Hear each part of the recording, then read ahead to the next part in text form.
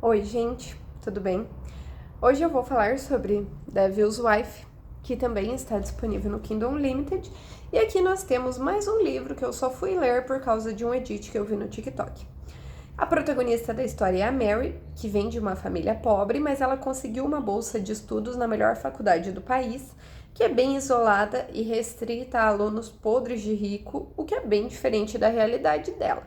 Já no primeiro dia, a caminho do quarto, ela acaba trombando com uma garota correndo, que é a Athena, que quer se desculpar de toda forma por ter quebrado a rodinha da mala dela e dá para ela um convite para uma festa secreta que ela não quer ir, mas que acaba sendo meio que manipulada pela colega de quarto dela, que é a Beatriz, para elas irem juntas.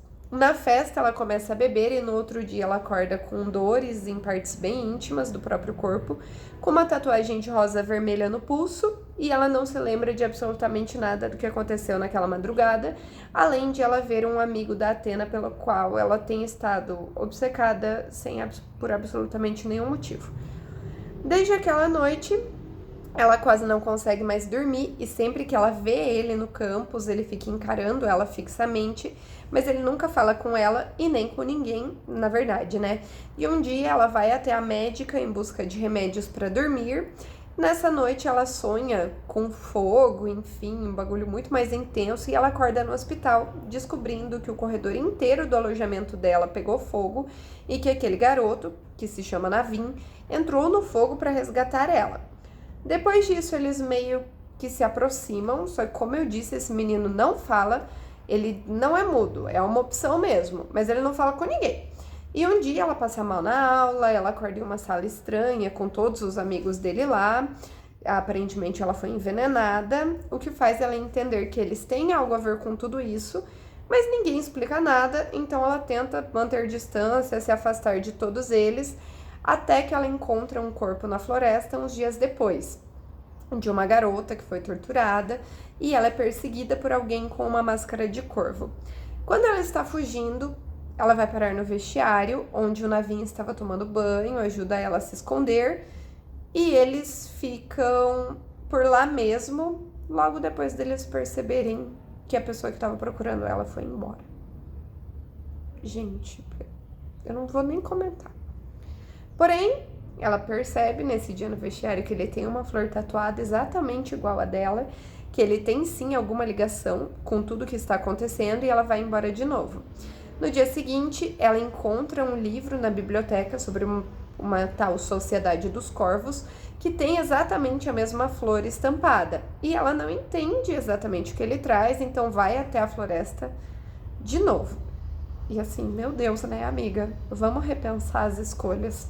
E ela encontra 7 pessoas encapuzadas com máscara de corvo, só que a Beatriz, a colega dela de quarto, que ela nunca mais viu depois daquela festa no primeiro dia, ajuda ela a fugir e ela desabafa, conta tudo que tá acontecendo, enfim. O que faz com que depois disso elas comecem a investigar juntas e elas escutam na biblioteca o reitor falando com alguém que parece ser o pai do Navin, que a morte dela foi encomendada por algum motivo. E o Dalton, que é o filho do reitor, deveria ter dado cabo dela já, mas de alguma forma o Navin tem impedido isso, apesar de a Mary perceber que ele também faz parte da sociedade. Então, no dia seguinte, elas vão até a floresta novamente e vêm pessoas com máscaras de corvos novamente. Porém, elas são vistas, saem correndo pela floresta em lados opostos, só que quem está perseguindo a Mary é justamente o Navin.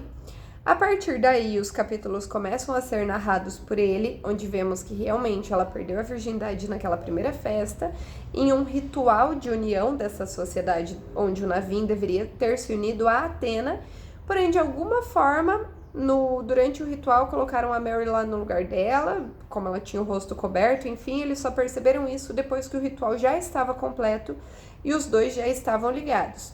Além disso, de alguma forma, eles se conheceram com 5 anos de idade, ela não foi abandonada pela mãe, como ela acreditava ter sido, que aparentemente também tem uma ligação com essa sociedade, e nessa noite do ritual, a Mary se lembrou do Navin, mas assim, como ela bloqueou as memórias da mãe da infância, ela bloqueou a da noite deles juntos também. Depois disso, os dois transam na floresta, mas logo depois ela surta, ela sai correndo, cai de um penhasco que tem um lago cheio de rosas no fundo. Ai, gente, não tá dando.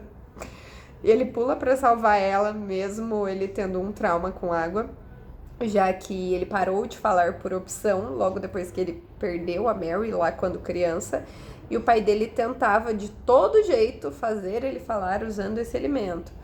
E nesse ponto aqui, gente, eu não consigo mais comentar. Que delírio, é só isso que eu tenho a dizer. Mas enfim, depois disso, apesar de ele ter passado, de ele pensar várias vezes em explicar as coisas pra ela, ele não explica. E o livro termina com ela descobrindo que a rosa é o símbolo de um ritual de casamento, porque assim, não é só uma sociedade, é meio que uma seita, com uma religião, um negócio assim bem louco. Dessa religião deles, o ritual de casamento, o símbolo da rosa que os dois têm no pulso. E que o Naveen, consequentemente, é líder dessa sociedade, ela, consequentemente, também. Isso com ele desaparecido por 2 dias. E o livro acabou assim. Assim, gente, eu acho que o contexto desse livro tinha muito potencial, mas as descrições me incomodaram muito, palavras usadas mesmo no decorrer do livro. Além de que, mesmo sabendo que haverá uma parte 2, eu acho que mais coisas poderiam ter sido resolvidas na parte 1. Pelo menos ela poderia ter se lembrado de ficar com o Naveen depois deles transarem de novo, ou ele ter contado alguma coisa, como ele passou todos os capítulos dele falando que ele queria contar, né? Mas é isso, gente. Espero que vocês gostem. Até mais.